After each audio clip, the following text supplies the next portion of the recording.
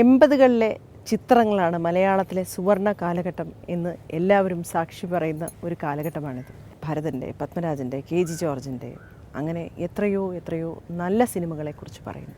ഈ നല്ല സിനിമകളുടെ പേര് എണ്ണമിട്ട് നമ്മൾ പറയുമ്പോൾ ശാലിനി എൻ്റെ കൂട്ടുകാരി, ഉൾക്കടൽ, തമ്പ് തുടങ്ങി എത്ര ചിത്രങ്ങൾ നമ്മൾ എണ്ണമിട്ട് പറയുമ്പോഴും ഇതിലൊക്കെ തന്നെ ഒരു സാന്നിധ്യമായി, സജീവ സാന്നിധ്യമായി ഭരത് ഗോപിയോടൊപ്പം, നെടുമുടി വേണിയോടൊപ്പം, വേണു നാഗവള്ളിയോടൊപ്പം ഒക്കെ തന്നെ സജീവ സാന്നിധ്യമായ ഒരേ ഒരു നടിയെ മലയാളിക്കുണ്ടായിരുന്നുള്ളൂ, ശ്രീമതി ജലജ. ഹാർദമായി സ്വാഗതം ചെയ്യുന്നു. ചേച്ചിയുടെ കരിയർ നോക്കുമ്പോൾ എൻ്റെ ഒരു പല ജാനറിലുള്ള സിനിമകൾ ചേച്ചി ചെയ്തിട്ടുണ്ട്. തുടങ്ങിയത് തമ്പിൽ നിന്നും, ആദ്യമായി തിയേറ്ററിലെത്തിയത് രാധ എന്ന പെൺകുട്ടി, ബാലേന്ദ്രമേനോൻ്റെ ചിത്രം. അതേപോലെ കെ ജി ജോർജ്,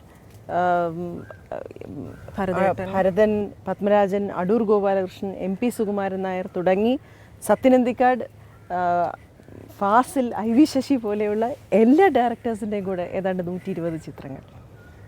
മാറിയിരിക്കുമ്പോൾ ഒരിക്കലെങ്കിലും തിരിച്ചു വരണം എന്ന് തോന്നിയിട്ടുണ്ടോ? ഞാൻ ഈ ചലച്ചിത്ര രംഗം വിട്ടു പോയിട്ടില്ല. എന്ന് വെച്ചാൽ എല്ലാവരും വിചാരിക്കും ഞാൻ നിർത്തിപ്പോയോ എന്ന് ചോദിച്ചാൽ ഇതുവരെ ആരുടെ അടുത്തും ഞാൻ നിർത്തിയിട്ട് പോയി എന്ന് ഞാൻ പറഞ്ഞിട്ടില്ല. സോ അതിലൊരു കംബാക്കിൻ്റെ ആവശ്യമില്ല.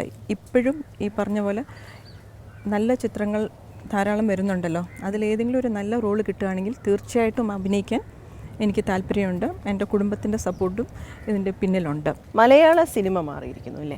80കളിലെ ചിത്രങ്ങൾ എന്ന് പറയുമ്പോൾ മണ്ണിൻ്റെ മണമുള്ള യഥാർത്ഥ മുഖം. ഇപ്പം ഞാൻ ചേച്ചിയുടെ ഒരുപാട് സംവിധായകരോട് സംസാരിച്ചു. ഉദാഹരണത്തിന് എൻ രാജേന്ദ്രൻ, വെയിൽ, ചേച്ചിക്ക് സംസ്ഥാന അവാർഡ് നേടിത്തന്ന ചിത്രം, K G George, MP Sukumaran Nair, പലരോടും സംസാരിച്ചു. അപ്പോൾ അവരൊക്കെ പറഞ്ഞതെന്ന് വെച്ചാൽ ഒരു മലയാളി മുഖമാണ്. ഒരുപക്ഷെ ശാരദയുടെ ഗ്യാപ്പാണ് ഫില്ല് ചെയ്യപ്പെട്ടത്. പക്ഷേ ശാരദയ്ക്ക് പോലും ഇത്രയും നല്ല സംവിധായകരോടൊപ്പം നല്ല ചിത്രങ്ങളോടൊപ്പം നിൽക്കാൻ കഴിഞ്ഞിട്ടുണ്ടോ എന്ന കാര്യത്തിൽ സംശയമുണ്ട്. പാർവതി പറഞ്ഞ പോലെ ഇത്രയും ഒരു wide variety of characters, 2 section of films, parallel films എന്നും പറയാം, അല്ലെങ്കിൽ മുമ്പ് ആർട്ട് ഫിലിംസ് എന്ന് പറഞ്ഞിരുന്നു, പാരലൽ അല്ലെങ്കിൽ കമേഴ്ഷ്യൽ ഫിലിംസ്, ഇതിലെല്ലാം വർക്ക് ചെയ്യാൻ കഴിഞ്ഞതെന്ന് പറയുന്നത് ഒരു മഹാഭാഗ്യമായിട്ട് തന്നെ പാർവതി ഓർമ്മിപ്പിച്ചപ്പം എനിക്ക് തോന്നുന്നു. ബിക്കോസ് ഐ ഹാവ് ഈ എല്ലാ ഡയറക്ടേഴ്സിൻ്റെ കൂടെയും ഡിഫറെൻറ്റ് കൈൻഡ്സ് ഓഫ് റോൾസ്, പല തരത്തിലും പല വിധത്തിലുള്ള ക്യാരക്ടേഴ്സ് ചെയ്യാൻ കഴിഞ്ഞു. മണ്ടന്മാർ 2-ലോ അല്ലെങ്കിൽ എന്നെന്നും കണ്ടേട്ടനിലോ അഭിനയിച്ച കഥാപാത്രങ്ങളെയല്ല ഇപ്പോൾ എലിപ്പത്തായത്തിലെ കഥാപാത്രമായാലും അല്ലെങ്കിൽ അമ്മുവായിട്ട് ശാലിനിയുടെ കൂട്ടുകാരിയിലെത്തുമ്പോൾ ഉൾക്കടലിലെ കഥാപാത്രമായിട്ട് ഒരു നണ്ണായിട്ട് വേഷമിട്ട് വരുന്നു. അതിനുശേഷം ഒരു കാമുകിയായി മാറുമ്പോഴും ആ ഭാവങ്ങൾക്ക് രൂപമൊക്കുന്നു എന്ന് പറയുന്നത് ചെറിയ കാര്യമല്ലല്ലോ. അതിനുള്ള സൗഭാഗ്യം എനിക്ക് തോന്നുന്നു ഈ ഡിഫറെൻറ്റ് ഡയറക്ടേഴ്സ് എന്നെ കാസ്റ്റ് ചെയ്തു. അതുകൊണ്ട് ഇങ്ങനെയുള്ള ഇത്രയും വൈഡ് വെറൈറ്റി ഓഫ് ക്യാരക്ടേഴ്സ് ചെയ്യാൻ പറ്റി. പക്ഷേ ഇങ്ങനെ ഒരു മലയാളി മുഖമുള്ള ചേച്ചി ജനിച്ചത് ഇവിടെയല്ല, മലേഷ്യയിലാണ്. മലേഷ്യയിൽ ജനിച്ചെങ്കിലും ഞാൻ ഇന്ന് ഇത്രയും സ്ഫുടമായി മലയാളം സംസാരിക്കുന്നെങ്കിൽ അതിൻ്റെ കടപ്പാട് എൻ്റെ അച്ഛൻ്റെ അടുത്തുള്ളതാണ്. അപ്പോൾ അതേ ക്രെഡിറ്റ് ഇപ്പോൾ എനിക്ക് തന്ന പോലെ that is what I am doing now. എൻ്റെ മകൾക്കും അവൾ വീട്ടിൽ മലയാളമാണ് സംസാരിക്കുന്നത്, എഴുതാനും വായിക്കാനും ഞാൻ പഠിപ്പിക്കുകയും ചെയ്തിട്ടുണ്ട്. ആദ്യമായി ഒരാൾ അഭിനയിക്കുന്നത് കാണുന്നത് കൊടിയേറ്റ ഗോപിയാണല്ലേ? അതെ, ഞാൻ തമ്പിൻ്റെ സെറ്റിലേക്ക് പോകുമ്പോഴത്തേക്കും അരവിന്ദൻ സാറിനെ പരിചയപ്പെടാൻ നേരത്ത് അവിടെ ഗോപിച്ചേട്ടനായിരുന്നു ആക്ട് ചെയ്തുകൊണ്ടിരുന്നത്. അപ്പോൾ എനിക്ക് ആദ്യം എൻ്റെ മനസ്സിൽ വന്നത് ഞാൻ കൊടിയേറ്റം കണ്ടു, it was A wonderful performance, അങ്ങനെയാണ് ഞാൻ പറഞ്ഞ് പരിചയപ്പെടുന്നത്. എനിക്ക് സ്വപ്നത്തിൽ പോലും അപ്പം വിചാരിക്കാൻ പറ്റിയില്ല നാഷണൽ അവാർഡ് കിട്ടിയ ഒരു ആക്ടറിൻ്റെ കൂടെ അഭിനയിക്കാം, അല്ലെങ്കിൽ ഒരു സിനിമ നടിയാവുക എന്ന് ഈ പറഞ്ഞ പോലെ ഒരു വൈൽഡസ്റ്റ് ഡ്രീംസിൽ പോലും ഞാൻ വിചാരിച്ചിട്ടേ ഇല്ല. ചേച്ചിയുടെ കരിയർ ഡിസ്കസ് ചെയ്യാൻ എനിക്കൊന്ന് കുടുംബം എല്ലാവരെയും കൂടെ പരിചയപ്പെട്ടതിന് ശേഷം നമുക്ക് എല്ലാവർക്കും കൂടി ഇത് സംസാരിക്കാം. വെൽക്കം. ഇനി എൻ്റെ കുടുംബത്തിനെ പരിചയപ്പെടുത്താം. ഇതെൻ്റെ ഹസ്ബൻഡ് പ്രകാശ് നായർ, മകള് ദേവി നായർ.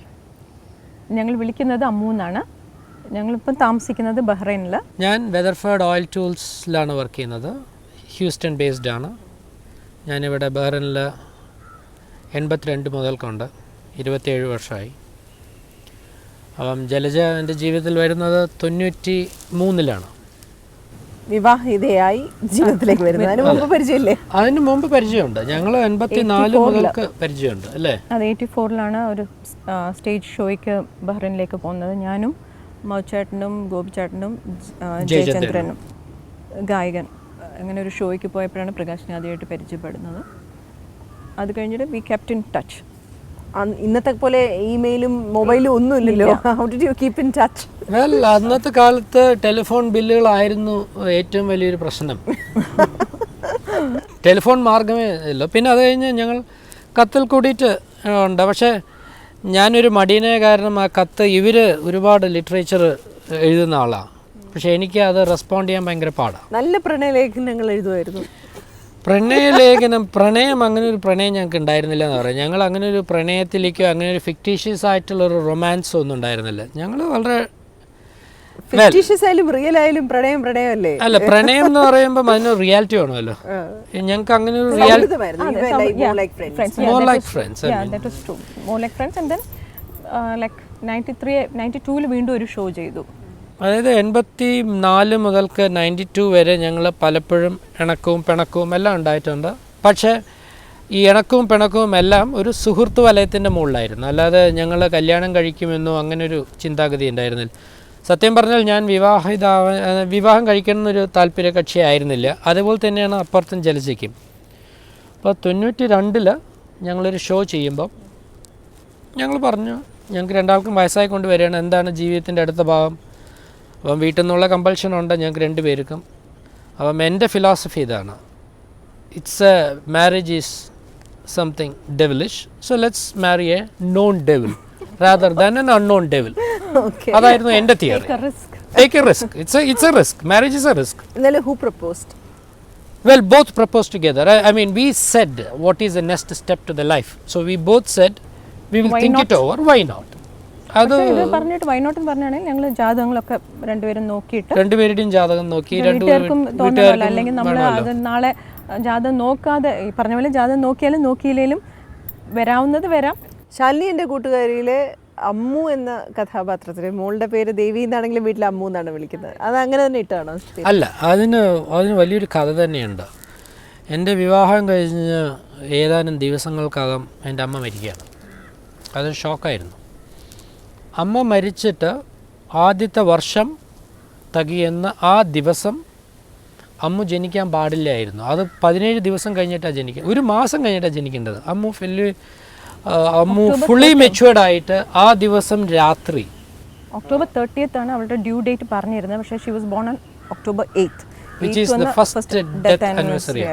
അപ്പം എൻ്റെ അമ്മയുടെ പേര് ദേവി എന്നാണ്. അപ്പം നമ്മളെല്ലാം ഹിന്ദു മത ആചാരപ്രകാരം വിശ്വസിക്കുന്ന ഒരു സംഭവമാണല്ലോ റീഇൻകാർണേഷൻ. ഞാൻ അതിൽ വളരെയധികം വിശ്വസിക്കുന്ന ഒരാളാണ്. അപ്പോൾ ആ ദിവസം തന്നെ ജനിക്കുന്നു, അതും പെണ്ണായി ജനിക്കുന്നു. അപ്പം ഞാൻ അവൾക്ക് പേരിട്ടു ദേവി എന്ന്. അപ്പം മോളെ അമ്മ എന്ന് വിളിക്കാൻ പറ്റില്ല അല്ലേ? അപ്പോൾ അമ്മു എന്നുള്ളത് വിളിച്ചു. അമ്മ എന്നുള്ളതിന് പകരം അമ്മു. ഈ ഫെസ്റ്റിവൽ ഡേയ്സ് ഒക്കെ ഭയങ്കര സെലിബ്രേറ്റ് ചെയ്യാറുണ്ടോ? ഓണം അങ്ങനെയൊക്കെ? എനിക്ക് തോന്നുന്നു നാട്ടിലേക്കാട്ടിലും കൂടുതലാണെന്ന് തോന്നുന്നു.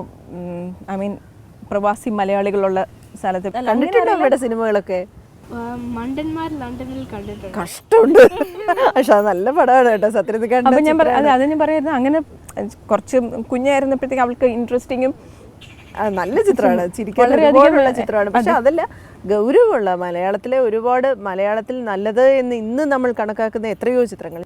ശാലിനി എൻ്റെ കൂട്ടുകാരി, ഉൾക്കടൽ, വേനൽ, എത്രയോ ചിത്രങ്ങൾ. മമ്മൂട്ടിയുടെ ആദ്യമായി നായകനായി വന്ന വിൽക്കാനുണ്ട് സ്വപ്നങ്ങൾ, അത് കഴിഞ്ഞുള്ള മുന്നേറ്റം, അത് കഴിഞ്ഞ് മുകേഷ് നായകനായി ആദ്യം എത്തുന്ന ബലൂൺ പോലെയുള്ള ചിത്രങ്ങളിൽ എത്രയോ ആൾക്കാരുടെ ഡെബ്യൂ ഫിലിംസിൽ, അതായത് MP സുകുമാരൻ നായരുടെ ഡെബ്യൂ ഫിലിം അപരാനം, എത്ര നല്ല ചിത്രങ്ങളാണ്. ചേച്ചിയുടെ സിനിമകളിലേക്ക് മടങ്ങി വരുമ്പോൾ എൻ്റെ പേഴ്സണൽ ഫേവറേറ്റ് ആയിട്ട് ഞാൻ ചൂസ് ചെയ്യുക ഒരു പക്ഷേ യവനികയായിരിക്കും. അതിനകത്തൊരു പെർഫെക്റ്റ് കാസ്റ്റിംഗ് നടന്നിട്ടുള്ളൊരു ചിത്രം. വളരെ പെർഫെക്റ്റ്. ഒന്ന് ഓർക്കാമോ? തീർച്ചയായും. എന്താ വെച്ചാൽ ഇത്രയധികം എൻജോയ് ചെയ്തൊരു പടം. കുറേ പടങ്ങൾ ഈ പറഞ്ഞ ഇഷ്ടംപോലെ പടങ്ങൾ ചെയ്തിട്ടുണ്ടെങ്കിലും ചില പടങ്ങൾ നമ്മൾ പോയി വർക്ക് ചെയ്തു വരുന്നു. അങ്ങനെയായിരുന്നു. പക്ഷേ ഇത് ഒരു ഹോൾ ഗ്യാങ്, അതുപോലെ എല്ലാ ആർട്ടിസ്റ്റും ഉണ്ടായിരുന്നു. നിയർലി 24 hours a day ആയിരുന്നു ഞങ്ങൾക്ക് ഷൂട്ടിംഗ് എന്ന് പറയും. പക്ഷേ മമ്മൂക്ക വന്ന് എറണാകുളത്തൊരു വർക്ക് ചെയ്യുന്നുണ്ടായിരുന്നു. അപ്പോൾ ആ വർക്ക് ചെയ്തുകൊണ്ടിരുന്നിട്ടാണ് പുള്ളി ട്രിവാൻഡ്രത്തായിരുന്നു ഇതിൻ്റെ മെയിൻ ഷൂട്ടിങ്. ഞങ്ങൾക്ക് ഡേ ടൈം ഒരു സ്ഥലത്ത് ഷൂട്ടിംഗ് ആയിരിക്കും, രാത്രിയിൽ വന്ന് പ്രിയദർശിനി ഹാൾ, കിഴക്കേക്കോട്ടയിലുള്ള പ്രിയദർശിനി ഹാളിലാണ് ഡ്രാമ സീൻസൊക്കെ. അപ്പോൾ ആ ഡ്രാമ സീൻസൊക്കെ ആകുമ്പോഴത്തേക്കും രാത്രി ത്രോട്ട് ഷൂട്ടിങ്, അല്ലെങ്കിൽ പിന്നെ മമ്മൂക്ക വന്ന് ഇൻട്രഗേഷൻ അങ്ങനെയുള്ള സീൻസ് വരുന്നത്. ഇത് കഴിയുമ്പോൾ രാവിലെ ആവാറാകുമ്പോഴത്തേക്കും ഞങ്ങൾക്ക് ഉറക്കമില്ല. അപ്പോഴത്തേക്കും ജഗതി ചേട്ടനാണെങ്കിൽ ഭയങ്കര വിറ്റായിരുന്നു. രാവിലെ ആകുമ്പോൾ പറയും ഇനിയും ശരി നമുക്കിനി അടുത്തതല്ലേ, ഒരു ചായ കുടിച്ചിട്ട് നമുക്കിനി അടുത്ത പരിപാടിയിലേക്ക് കിടക്കാം എന്ന് പറഞ്ഞാൽ. സോ 24 hours ഇത് കഴിഞ്ഞിട്ട് ഡേ ടൈം ഷൂട്ടിങ്ങും ആവും. റൗണ്ട് ദി ക്ലോക്ക് വർക്ക് ആയിരുന്നു. ബട്ട് സ്റ്റിൽ വളരെയധികം എൻജോയ് ചെയ്തു. വി ഡിഡ്ന്റ് ഫീൽ ലൈക്ക് ഒരു മൊണോട്ടണസോ അല്ലെന്നുണ്ടെങ്കിൽ ടയറിങ് അങ്ങനെയൊന്നും പറയാനില്ല. എന്ന് വെച്ചാൽ ഇറ്റ് വാസ് സോ എൻജോയബിൾ. മറ്റൊരു ചിത്രമാണ് മർമ്മരം. അതെ, മർമ്മരം ഈ പറഞ്ഞ പോലെ ഞാൻ ആദ്യമായിട്ട് അതിൻ്റെ വർക്ക് ചെയ്യാനായിട്ട് ഞാൻ മദ്രാസിൽ വേറൊരു ഫിലിമിൻ്റെ ശശികുമാർ സാറിൻ്റെ ഒരു പടമാണ്, അതിൻ്റെ വർക്ക് ചെയ്തുകൊണ്ടിരിക്കുന്ന സമയത്താണ് ഭരതേട്ടൻ വന്നിട്ട് പറഞ്ഞു ഇങ്ങനെ ഒരു ഫിലിം വരുന്നുണ്ട് ഫെബ്രുവരിയിൽ, ജലജയാണ് അതിൽ അഭിനയിക്കുന്നത്. അപ്പോൾ ഞാൻ പറഞ്ഞു അയ്യോ ഫെബ്രുവരിയിലാണെങ്കിൽ ഡേറ്റ് കൊടുത്തു പോയല്ലോ.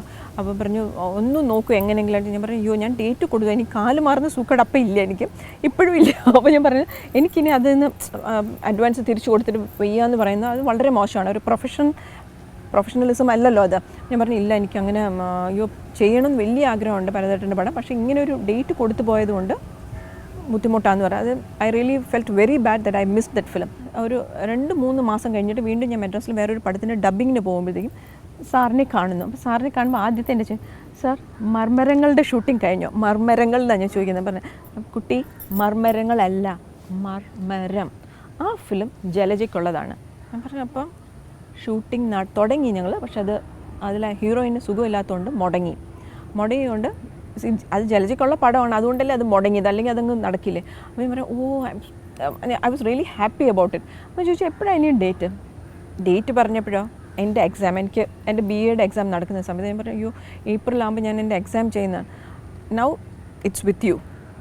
ജലജയ്ക്ക് പടം ചെയ്യണമെങ്കിൽ ചെയ്യാം, ഇല്ലെങ്കിൽ എക്സാം ചെയ്യാം. ഇങ്ങനെ ആലോചിച്ചിട്ട് ഞാൻ വിചാരിച്ചു അയ്യോ ഒരു വല്ലാത്തൊരു ഇതായിരുന്നു. പടം എനിക്കിത് വിടണമെന്നില്ല, എന്താ വെച്ചാൽ പോയ പടം തിരിച്ചെൻ്റെ കയ്യിൽ വന്നതാണ്. അങ്ങനെ ആലോചിച്ചിട്ട് ഞാൻ പറഞ്ഞു ശരി ഞാൻ സെപ്റ്റംബറിൽ എൻ്റെ എക്സാം എഴുതാം, നമുക്ക് ഏപ്രിലും സെപ്റ്റംബറും എഴുതാമല്ലോ. അങ്ങനെ സെപ്റ്റംബറിലേക്ക് എഴുതാമെന്ന് വിചാരിച്ചിട്ടാണ് മർമ്മരം ചെയ്യുന്നത്. സോ എൻ്റെ നിന്ന് മിസ് ചെയ്ത് പോയ പടം തിരിച്ചെനിക്ക് വന്നതാണ്. ചേച്ചിയുടെ കരിയറിനെ കുറിച്ച് ആലോചിക്കുമ്പോൾ മറ്റൊരു പ്രത്യേകതയായിട്ട് എനിക്ക് തോന്നിയിട്ടുള്ളത് എത്ര ടൈറ്റിൽ റോൾസിൽ വന്നിട്ടുണ്ട് എന്നുള്ളതാണ്. പിന്നെ രാധ എന്ന പെൺകുട്ടി ഒരിക്കലും മറക്കാനേ ഒക്കില്ല. എന്നുവെച്ചാൽ ആ ഒരു ഇന്നസെൻറ്റ് ഫേസ്. പിന്നെ എൻ്റെ നന്ദിനിക്കുട്ടിക്ക് എന്ന് പറയുന്ന ചിത്രം, ആലിസിൻ്റെ അന്വേഷണം അല്ലേ, അതെ ഒരുപാട് ടൈറ്റിൽ റോൾസിൽ വന്നിട്ടുണ്ട്. പിന്നെ ഈ പറഞ്ഞ പോലെ നണ്ണായിട്ട് വന്നാലും തട്ടവിട്ട് വന്നാലും പിന്നെ ഹാഫ് സാരി എടുത്ത് വന്നാലും ഒക്കെ മലയാളിയുടെ മുഖം അത് തന്നെയാണ്. ഈ 120 ചിത്രങ്ങളിൽ അഭിനയിക്കുമ്പോഴും ഗുണമായി അനുഭവപ്പെട്ടത് അല്ലെങ്കിൽ ഗുണമായി ഭവിച്ചത് ഈ മലയാളത്തിലുള്ള മുഖം തന്നെയാണ്. അതുകൊണ്ടായിരിക്കാം അങ്ങനൊരു നല്ല ഇമേജ്. ഇപ്പോൾ ഈ പറഞ്ഞ പോലെ ബഹ്റൈനിലാണെങ്കിലും അമ്മൂനൊക്കെ ഫിലിം ആക്ട്രസ് എന്നുള്ളത് അറിയില്ലായിരുന്നല്ലോ, അമ്മ എന്നുള്ള ഇതല്ലേ ഉള്ളായിരുന്നു. അപ്പോൾ ഇപ്പം നമ്മൾ വന്ന് പച്ചക്കറി വാങ്ങിക്കാൻ പോവുക അല്ലെങ്കിൽ സൂപ്പർ മാർക്കറ്റിൽ പോവുകയാണെങ്കിലും ഇഷ്ടം പോലെ മലയാളികളുള്ള സ്ഥലമാണ്. അപ്പം നമുക്കവിടെ പോകുമ്പോൾ എല്ലാവരും ചേച്ചി ആ റെസ്പെക്റ്റ്, അല്ലെങ്കിൽ ഇപ്പോൾ അഭിനയിക്കുന്നില്ലേ ഒക്കെ ചോദിക്കുമ്പോൾ I really feel that I have done A very good job. അപ്പോൾ ഇത്രയും നല്ല പടങ്ങൾ ചെയ്തുകൊണ്ടാണ് ആ ഒരു അപ്രീസിയേഷൻ, അല്ലെങ്കിൽ ആൾക്കാർ കാണുമ്പോഴും ആർക്കും ഒരു നല്ല ബഹുമാനത്തോട്, ആർക്കും ഒരു നമുക്കൊരു നടി അങ്ങനൊരു മെൻറ്റാലിറ്റി ആർക്കും ഇല്ല. വെരി റെസ്പെക്റ്റബിൾ ആൻഡ് ഓൾസോ എവിടെ കാണുവാണെങ്കിലും എന്താ അഭിനയിക്കാത്തത്, വീണ്ടും അഭിനയിക്കുന്നില്ല. അപ്പോൾ ഞാൻ പറഞ്ഞു ഇപ്പോൾ അഭിനയിക്കണം എന്ന് ആഗ്രഹം, അഭിനയിക്കുന്നതിന് കുഴപ്പമില്ല, പക്ഷേ അതുപോലെ നല്ലൊരു ക്യാരക്ടർ കിട്ടുകയാണെങ്കിൽ തീർച്ചയായിട്ടും വന്ന് ചെയ്യാം. പക്ഷേ ഇപ്പോൾ അവിടെ താമസിക്കുന്നു പറഞ്ഞാൽ ഹസ്ബൻഡ് അവിടെയാണ് ജോലി, പിന്നെ മോള് സ്കൂളിൽ പഠിക്കുന്നു. അപ്പോൾ എനിക്ക് അങ്ങനെ വിട്ടിട്ട് വന്ന് ഇവിടെ നിന്ന് വീണ്ടും പ്രൊഫഷനിലേക്ക് ഇറങ്ങാനായിട്ടുള്ള സാവകാശം അല്ലെങ്കിൽ സൗകര്യം കുറച്ച് കുറവാണ്. അതിൽ ആഡ് ചെയ്യാൻ പറ്റുന്നൊരു സംഭവം എന്തെന്ന് വെച്ചാൽ നമ്മൾ ആരും ജലജയെ, അപ്പം ഞാൻ വിവാഹത്തിന് മുമ്പും ജലജയുടെ പടങ്ങൾ കുറച്ചേ കണ്ടിട്ടുള്ളൂ, പക്ഷേ ജലജയെ പറ്റി പറയുമ്പം ഒരു സ്റ്റാറായിട്ടല്ല. അപ്പോൾ ആദ്യമായിട്ട് ജലജ അങ്ങോട്ട് വരുമ്പം ഞാൻ അതിലൊരു കമ്മിറ്റി മെമ്പറാണ്, ആരൊക്കെ കൊണ്ടുവരണം എന്ന് നിശ്ചയിക്കാൻ. അപ്പം ഞാൻ പറയുന്നത് നമുക്ക് ഒരു സ്റ്റാറിനെ വേണം, പക്ഷേ സ്റ്റാർ അല്ല വരുന്നത്, ഒരു ആർട്ടിസ്റ്റാണ് വരുന്നത്. സ്റ്റാർ ആയിരുന്നില്ല, ആർട്ടിസ്റ്റായിരുന്നു. അപ്പം അതുകൊണ്ടൊരു ഗ്ലാമറോ അല്ലെങ്കിൽ അവിടുത്തെ ആൾക്കാരുടെ അടുത്തൊക്കെ പറയുമ്പം ചിലപ്പം മലയാളികളല്ലാത്തവരുടെ അടുത്ത് പറയുമ്പം അവർക്ക് കൺസെപ്റ്റ് ഇല്ല. നടി എന്ന് പറയുമ്പം അവർ ആലോചിക്കുന്നത് ആ മറ്റേ ബേസിക്കായിട്ട് പറയുകയാണെങ്കിൽ നമ്മളിപ്പോൾ ഷീലാമ്മയ്ക്കും ജയഭാരതിക്കും ഒക്കെ ഉണ്ടായിരുന്ന ഒരു സിഡക്റ്റീവ് ആയിട്ടുള്ള ഒരു ഇത് അല്ലായിരുന്നു, കുറച്ചും കൂടെ ഒരു മലയാളിത്വം. അത് കാരണമായിരിക്കാം ഒരു പക്ഷേ ജലജയുടെ പേര് ഇപ്പോഴും നിന്ന് പോകുന്നു. അതെ, ഞാൻ അത് പിന്നെ പല ഡയറക്ടേഴ്സിനോടും ചോദിച്ചു. എന്ന് വെച്ചാൽ 120 പടങ്ങളിൽ അഭിനയിച്ചപ്പോഴും ഈ ഒരു മലയാളി ലുക്ക് മാത്രമല്ലേ, അതുകൊണ്ട് മാത്രമല്ലേ അങ്ങനെ അത്രയും റോൾസ് കിട്ടിയത്, അന്നത്തെ കാലഘട്ടത്തിൽ ഇങ്ങനത്തെ ഒരു മുഖം ആവശ്യമുള്ളതുകൊണ്ടല്ലേ ഇത്രയും കാസ്റ്റ് ചെയ്തത് എന്ന് പറഞ്ഞ് ഞാൻ ആർഗ്യൂ ചെയ്യാൻ ശ്രമിച്ചു അവരുടെ അവരെന്താ പറയുന്നതെന്ന് അറിയാൻ വേണ്ടി. അപ്പോൾ പിന്നെ K G George, Lenin Rajendran, M P Sukumaran Nair എല്ലാവരും പറഞ്ഞത് അങ്ങനെയല്ല. ഈ ലുക്കും ഈ മുഖത്തിൻ്റെ പരിമിതിയിൽ നിന്നുകൊണ്ട് തന്നെ ഓരോ ക്യാരക്ടറിനെയും ജലജ ഇൻ്റർപ്രറ്റ് ചെയ്യുമായിരുന്നു. ബോഡി ലാംഗ്വേജ് ഡിഫറെൻ്റ് ആയിട്ട് കൊടുക്കുമായിരുന്നു. കരിയിലെ കാറ്റ് പോലെയല്ല, എന്നും കണ്ണേട്ടനിൽ അതുപോലെയല്ല അവർ പിന്നെ ആലിസിൻ്റെ അന്വേഷണത്തിൽ വന്നപ്പോൾ എന്ന് പറഞ്ഞിട്ട് അപരാഹ്നത്തിൽ ചിരിക്കുന്ന മുഖമായിരുന്നു, എന്ന് വെച്ചാൽ ഒരു കരയുന്ന മുഖമായിരുന്നില്ല. അപ്പം അങ്ങനെ ഓരോ സിനിമയിലും അങ്ങനെ ശ്രദ്ധിച്ച് നോക്കിയാൽ ആ ഒരു ഡിഫറെൻ്റ് ആയിട്ട് ചെയ്തിട്ടുണ്ട് അവർ. ഷീസ് എ ഗുഡ് ആർട്ടിസ്റ്റ് എന്നുള്ളത് അവരിങ്ങോട്ട് തർക്കിക്കായിരുന്നു. അപ്പോൾ ഐ ഫെൽ വെരി ഗുഡ്. ഞാനത് കേൾക്കാൻ വേണ്ടി തന്നെയാണ് ചോദിച്ചത്. ചേച്ചി ഒരുപാട് പാട്ടുകളിൽ ഇപ്പോൾ പുഴയോരഴകുള്ള പെണ്ണ്, അതെ എന്ന് പറയുമ്പോൾ മലയാളിക്ക് ഒരിക്കലും മറക്കാത്ത പാട്ടാണ്. അതിലിങ്ങനെ ചേച്ചി ഇങ്ങനെ ഓടി വരുന്ന ഒരു സീനുണ്ട്. അതെ, അതുപോലെ എത്ര നല്ല പാട്ടുകൾ. ഇഷ്ടം ധാരാളം നല്ല പാട്ടുകളുണ്ട്. പക്ഷേ ഈ പാട്ടുകൾ എന്ന് പറയുമ്പോൾ ഞാനും പാട്ടുമായിട്ട് അത്ര ബന്ധം പോരാ. എൻജോയ് ലിപ്പ് കൊടുത്ത് പാടിയ ഇഷ്ടംപോലെ പാട്ടുകളുണ്ട്. എനിക്ക് ഇപ്പം അങ്ങനെ ചോദിക്കുകയാണെങ്കിൽ ശാലിനി എൻ്റെ കൂട്ടുകാരിയിൽ ആ കവിത ഒരു വരിയെങ്കിലും പറയുന്ന വെയിറ്റ് ചെയ്യരുത്. ലിപ്പ് കൊടുത്ത് പാടിയ പാട്ടുകൾ ഏതൊക്കെയാണ് ആൾക്കാർക്ക് ഓർക്കാൻ? അല്ല, ഇതൊക്കെ നല്ല പാട്ട്. ചെല്ലില്ല ഒരു വട്ടം കൂടിയ ഓർമ്മകൾ, മെയ്യുന്ന തിരുമുറ്റത്തെത്തുവാൻ മോഹം. It's such A beautiful song. എന്ന് പറഞ്ഞാൽ ആ വരികളിൽ തന്നെ അത് കേൾക്കുമ്പോൾ തന്നെ യു ജസ്റ്റ് ഗോ ബാക്ക്. ചേച്ചി ഏത് സെറ്റിലായിരുന്നു ഏറ്റവും എൻജോയ് ചെയ്യുമായിരുന്നത്? ഇങ്ങനെ പലതരം സെറ്റുകളുണ്ട്, ഓരോ വീട്ടിൽ ചെന്ന് കയറുന്ന പോലെ. അതെ, ഓഫ് കോഴ്സ് ഇത് എൻറ്റയർലി ഡിഫറെൻറ്റ് എക്സ്പീരിയൻസ് ആയിരുന്നു. ഇപ്പം അല്ലെങ്കിൽ ഐ വി ശശി സാറിൻ്റെ കൂടെ വന്ന് ദാറ്റ്സ് ഒരു വാസ്റ്റ് ആയിട്ടുള്ള ഒരു ക്യാൻവാസാണ് അവർക്കൊക്കെ. എന്താ വെച്ചാൽ ആർട്ടിസ്റ്റും പിന്നെ അതെല്ലാം ഗ്രൂപ്പ് ഡാൻസും അങ്ങനെ ഇങ്ങനെയായിട്ട് എൻറ്റയർലി ഡിഫറെൻറ്റ്. പക്ഷേ അതിൽ നിന്ന് നമ്മൾ വരുമ്പോഴത്തേക്കും അടൂർ സാറിൻ്റെ വരുമ്പോഴത്തേക്കും അത് നമ്മളുടെ വീട്ടിലിപ്പോൾ ഇങ്ങനെ നിൽക്കുന്നു. അതൊക്കെ ആണെങ്കിൽ ഷൂട്ടിങ്ങിനാണെങ്കിൽ രാവിലെ പോകുമ്പോഴത്തേക്കും നമുക്ക് ഡ്രസ്സസൊക്കെ ആണെങ്കിൽ ഒന്ന് മറ്റേ പടം എല്ലാം നമുക്ക് തേച്ച് അലക്കിയത് മേക്കപ്പും എല്ലാം ഇട്ടിട്ട് നമ്മളെപ്പോഴും വീട്ടിൽ നിന്ന് കിടന്ന് ഉറങ്ങി എഴുന്നേറ്റാലും നമ്മൾ ഫുൾ മേക്കപ്പിലാണ്. മറ്റേ സാറിൻ്റെ പടത്തിലാണെങ്കിലും ചെന്ന് ഡ്രസ്സ് ഒരു ഹാഫ് സാരിയും ബ്ലൗസ് എടുത്തിട്ട് അവിടെ വലിയൊരു 4 കെട്ടിൽ ആയിരുന്നു. അപ്പം അവിടെ നമ്മൾ ഇരിക്കുക, നമ്മുടെ ഷോട്ട് അല്ലെങ്കിൽ നമ്മൾ അവിടെ പായിട്ടിട്ട് കിടക്കുക. സോ എന്നിട്ട് we are not bothered about makeup ഇല്ല. മുടിയൊക്കെ ആണെങ്കിൽ എങ്ങനെ വലിച്ചു കിട്ടുന്നതെന്ന് വെച്ചാൽ അതുപോലെ. സോ അതൊരു എൻറ്റയർലി ഡിഫറെൻ്റ് ആയിട്ടുള്ളതും. പിന്നെ സാറിൻ്റെ ആണെങ്കിൽ എല്ലാം ഭയങ്കര മൈന്യൂട്ട് ഡീറ്റെയിൽസ് പോലും സാർ പറഞ്ഞു തന്ന അല്ലെങ്കിൽ നമ്മൾക്ക് ചെയ്യാനായിട്ടാണെങ്കിലും എല്ലാം സാർ വിഷ്വലൈസ് ചെയ്തിട്ട് അതേപോലെ തന്നെ ചെയ്യും. താങ്കൾ ഏത് സിനിമയിലൂടെ ആയിരിക്കും ചേച്ചി തിരിച്ചു വരണം എന്ന് വിചാരിക്കുന്നു? ആര് നല്ലൊരു റോൾ കൊടുക്കുന്നു, നല്ലൊരു കഥയുണ്ടോ, ആ കഥയ്ക്ക് യോജിച്ചൊരു ആർട്ടിസ്റ്റ് തന്നെയാണ് തിരഞ്ഞെടുത്തതെന്ന് വെച്ചാൽ ഞാൻ ആരായാലും എനിക്ക് അങ്ങനെ ഒരു ഡിസ്ക്രിമിനേഷൻ ഇല്ല. പക്ഷേ അത് ആ കഥയ്ക്ക് ഒത്തൊരു കഥാപാത്രമായിരിക്കണം. ഏത് ഡയറക്ടറിൻ്റെ കൂടെ അഭിനയിക്കണം എന്നാണ് താല്പര്യപ്പെടുക? അങ്ങനെ ഇപ്പം ഞാൻ അഥവാ വീണ്ടും വരികയാണെങ്കിൽ I have to be in case I'm coming. Okay, അന്നും ഇത് ഗുണം ചെയ്തിരുന്നില്ലേ? എപ്പോഴും ഒരു ഡയറക്ടർ ആക്ടറായിരുന്നു. അപരാഹ്നത്തിൽ വരുമ്പോൾ എം പി സുകുമാരൻ നായരുടെ ആദ്യത്തെ ചിത്രമാണ്. പക്ഷേ ഇത്രയും എക്സ്പീരിയൻസ് ഉണ്ടെങ്കിലും ചേച്ചിയുടെ അവസാനത്തെ ചിത്രമാണെങ്കിലും ആദ്യമായി ഒരു അഭിനയിക്കാൻ ചെന്ന പോലത്തെ ഒരു സ്വഭാവമായിരുന്നു ചേച്ചിയുടെ എന്ന് പറഞ്ഞു കേട്ടിട്ടുണ്ട്. അതായത് ഒരു എയറും ഇല്ല, അവരെന്ത് പറയുന്നു. അതെ അതെ, of course, because director is a captain of the ship. അപ്പം ഡയറക്ടർ പറയുന്നതാണ് നമ്മൾ കേൾക്കേണ്ടത്. അപ്പോൾ അതിൽ I believe like I am just a professional worker. Okay, are you a very proud daughter? Yes, I am very proud of mamma. മോളെക്കുറിച്ച് പറഞ്ഞപ്പോൾ ഞാൻ അന്വേഷിച്ചപ്പോൾ മനസ്സിലാക്കിയത് ഒരു ആർട്ടിക്കിൾ എഴുതിയിട്ടുണ്ടായിരുന്നു. ബ്രിട്ടീഷ് സ്കൂളിലാണ് പഠിക്കുന്നത്. അപ്പോൾ ആ സമയത്ത് ഒരു ഫേമസ് പേഴ്സണെ കുറിച്ച് എഴുതാൻ പറഞ്ഞപ്പോഴത്തേക്ക് അമ്മയെക്കുറിച്ച് എഴുതി. അതോടെ ഭയങ്കര ടോക്കായി. അങ്ങനെ അമ്മയെ ആ നാട്ടിലുകാർക്ക് വേണ്ടി മോള് പരിചയപ്പെടുത്തി എന്ന് കേട്ടിട്ടുണ്ട്. എന്തായിരുന്നു ആ സംഭവം? ഞാൻ അമ്മയുടെ ബയോഗ്രഫി എഴുതി. എൻ്റെ ലാസ്റ്റ് ലൈൻ അമ്മയ്ക്കും ടീച്ചറിനും എല്ലാവർക്കും ഇഷ്ടപ്പെട്ടു. Line, everyone knows Jalaja as the tragic queen of Malayalam films, but only I know her as mother. How do you rate her as your mother? as a mother? How do you rate her as a mother? 11 out of 10. Great. Thank you, Mola. I'm very proud of you.